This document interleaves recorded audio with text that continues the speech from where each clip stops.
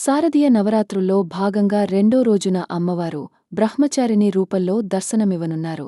ఈ నేపథ్యంలో అక్టోబర్ 4వ తేదీన శుక్రవారం నాడు విజయవాడలో కనకదుర్గమ్మ గాయత్రీ దేవి రూపంలో భక్తులకు దర్శనమివ్వనున్నారు.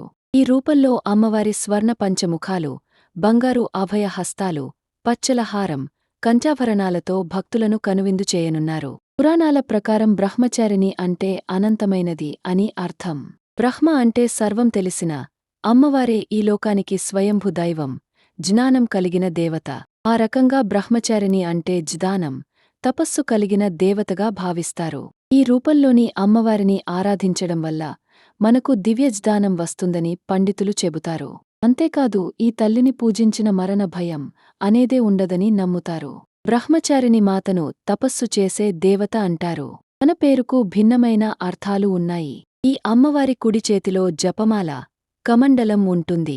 ఎడమ చేతిలో కలసం ఉంటుంది.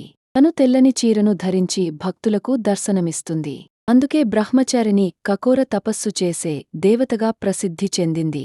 ఈ అమ్మవారిని పూజించడం వల్ల భక్తి, సిద్ధి రెండూ లభిస్తాయని పండితులు చెబుతారు.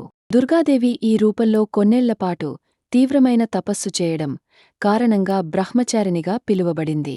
ఈ దేవి కఠోర తపస్సు చేయడం ద్వారా పరమేశ్వరుని అనుగ్రహం పొందింది.